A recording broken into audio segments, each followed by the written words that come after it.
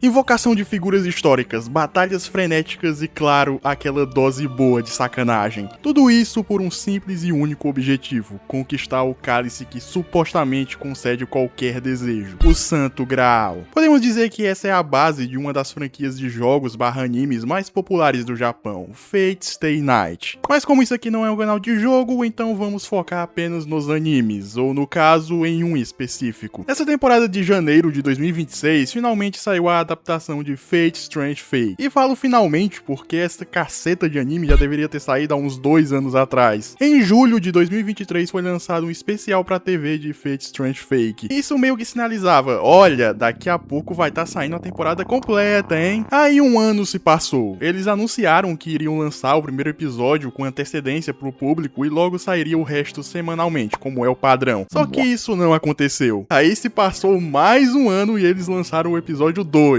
Bom, agora vai lançar de vez, né?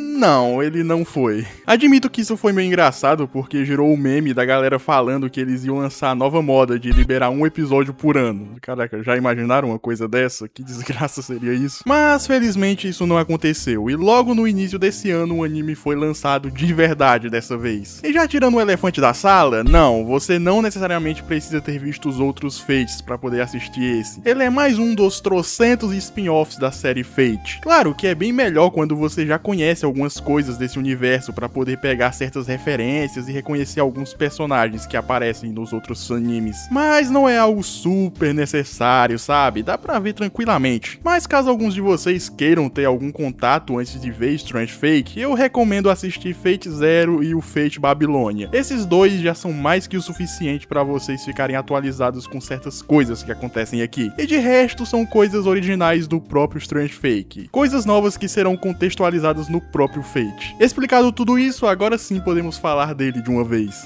Fate Strange Fate segue basicamente a mesma fórmula dos outros Fates, mas ele tem uma dinâmica um pouco diferente. Na história original, 7 magos invocam 7 servos para disputarem uma espécie de Battle Royale, onde a dupla vencedora teria o direito de ter seus desejos realizados pelo Graal, ou é o que eles pensam. Mas como isso aqui é um spin-off escrito por um autor diferente da obra original, então ele tem uma certa liberdade para dar uma diferenciada na história dele. E no caso de Strange Fate, a diferença já começa no local. Saiu do Japão e foi para os Estados Unidos, para a cidade fictícia de Snowfield, para ser mais específico. E lá rola meio que todo um esquema para criar uma guerra falsa do Graal. Só que algo deu errado e simplesmente no meio da guerra falsa foi introduzida uma verdadeira, assim aumentando de 7 para 14 servos e mestres. E isso é um absurdo. Porque convenhamos, a maior qualidade de Fate são os personagens e o carisma que eles têm. A história nunca foi um ponto forte. E falo isso como alguém que curte pra caramba Fate. Mas temos que ser realistas aqui. Qualidade textual quase não existe em nenhum Fate. E quando eu falo nenhum, é nenhum mesmo. Até tem umas mensagens interessantes às vezes, mas com certeza não é o padrão da série ter isso. Então por isso acho esse lance de ter 14 servos muito legal. Isso aumenta o número de chances de você acabar gostando de algum desses personagens que tem muita personalidade. Não sei se vocês repararam, mas até o momento eu ainda não fiz menção alguma ao protagonista do anime. Bom, é porque aqui não temos um protagonista fixo. Em teoria, a protagonista é a Saijou Ayaka, mas é só em teoria mesmo, porque na prática, se você somar todo o tempo de tela que ela teve em 10 episódios, acho que no máximo daria uns 3 episódios com esse tempo dela. E isso se dá muito ao fato de que o autor de Strange Fate é o Narita. E pra quem não conhece, esse cara é o autor de Durarara e Bakano, que são obras conhecidas por ter muitos personagens, e todos eles tendo seu tempo de destaque. Diria que essa deve ser a característica mais forte do Narita, esse negócio de ter vários protagonistas, por assim dizer. E sendo bem sincero com vocês, essa abordagem é bem 8 ou 80, porque sempre vão ter personagens que são mais queridos do que outros, então quando o foco acaba indo pra um que você não gosta, aí começa naquele dilema de porra, eu quero ver mais do Gilgamesh, do Ricardo, eu não me importo nem um pouco com esse cara ou com esse cara. Então quando se faz uma história desse tipo, o autor tem que se garantir na qualidade dos seus personagens e que eles consigam instigar a maior parte do público, mesmo que minimamente. E eu acho que Stranger Fake consegue fazer isso. A maioria das perspectivas que acompanhamos são bem interessantes e movimentadas. Claro que ainda temos aqueles momentos de muita conversa, que é padrão da série Fate, mas eles passam bem rápido e logo voltamos pra ação ou pras interações divertidas. Como falei anteriormente, aqui nós temos 14 servos e mestres, e isso é uma boa quantidade para poder inserir personagens que não aparecem com tanta frequência e ao mesmo tempo trazer uns que já são mais que conhecidos pelo público que só vê as adaptações em animes. Tô deixando isso bem claro porque, né, obviamente se você já jogou os jogos ou então é super aprofundado em tudo da lore de Fate, sei lá o que, esses personagens não são surpresa pra vocês. Mas pra quem é only anime, muitos desses bonecos nunca foram vistos antes, então, né, é tudo novidade pro pessoal. Bem, e aqui nós temos personagens como Gilgamesh, o Enkidu,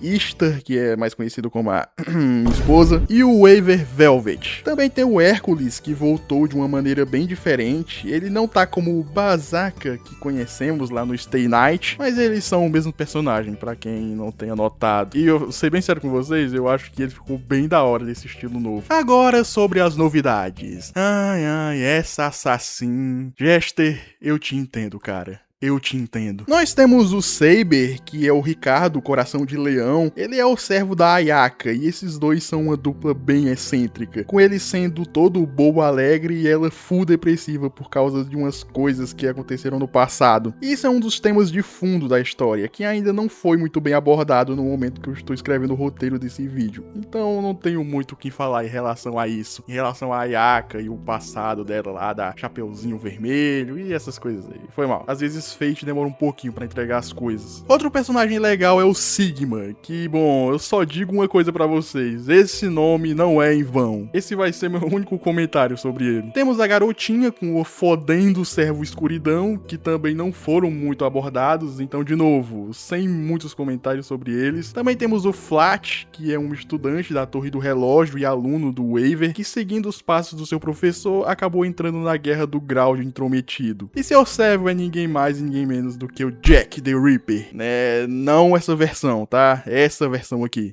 Tô vendo essa sua carinha de decepção, hein, rapaz? Toma cuidado, amigo. Tem essa garota que invocou um mecha? Oxi, que diabos de figura histórica é essa, mano? Outra serva que temos é a Hipólita, rainha das Amazonas, que infelizmente não apareceu muito. Então, próximo. Aqui chegamos na Francesca, ou Francesca, eu não sei muito bem como é que se pronuncia isso, que tirando o fato dela ser um ponto de plot do anime, ela também é meio misteriosa. Ninguém sabe quais são suas verdadeiras intenções. O que nos foi mostrado é que ela só quer ver o circo pegar fogo por puro entretenimento. Mas será que é só isso mesmo? E ela deveria ser só mais um servo, mas ela também é uma mestre. E o servo dela é ela mesmo, só que em uma versão masculina. Mano, o que diabos é essa personagem? Tem mais alguns outros que eu não destaquei aqui, mas é porque é muito boneco e esse vídeo já deve estar longo, então vou ter que deixá-los de escanteio. Mas uma menção honrosa pro Hansa, ele é muito brabo. E claro, a equipe dele, que faz cosplay de Nier Automata. Perfeição que se fala. E claro, como quase todo Fate, esse aqui também tem uma qualidade de animação absurda. Todas as batalhas são muito bem feitas. E ainda tem o bônus de ter uns takes de direção muito bem bolados, que deixa tudo ainda mais interessante. Até que esses anos de espera valeram a pena, já que aparentemente eles usaram esse tempo pra conseguir manter a qualidade do anime de maneira consistente. E é isso, sabe? Às vezes eu acho que uma grande parte do público que assistiu e não gostou desse Fate ou de qualquer outro, é que muitos se apegam à ideia de que, a história de Fate é ruim, ou então, eu não entendo a história de Fate, ela é muito confusa, esse negócio de rota, negócio de spin-off, que eu não sei o que é canônico, o que não é canônico, blá blá blá. Galera, foda-se a história. É que nem eu falei antes, de vez em quando você até tem personagens com algum background minimamente interessante, mas isso vai muito de cada boneco individualmente. Já o grande objetivo da trama, que é o Grau, é só uma grande desculpa pra rolar batalhas entre essas figuras históricas invocadas. Você quer ver personagens femininas lutando com roupas nem um pouco apropriadas pra luta, quer ver o Gilgamesh mogando geral com a arrogância dele. Essa é a graça de Fate. Se você for assistir assistir com isso em mente, tenho certeza que vai ser uma experiência bem mais divertida do que se você for esperando algo profundo e personagens super bem escritos e coisas desse tipo. Seja qualquer Fate que você for assistir, seja esse ou então outro, vá para se divertir, beleza? Não vá com esse pensamento de que você vai ver uma história, uou,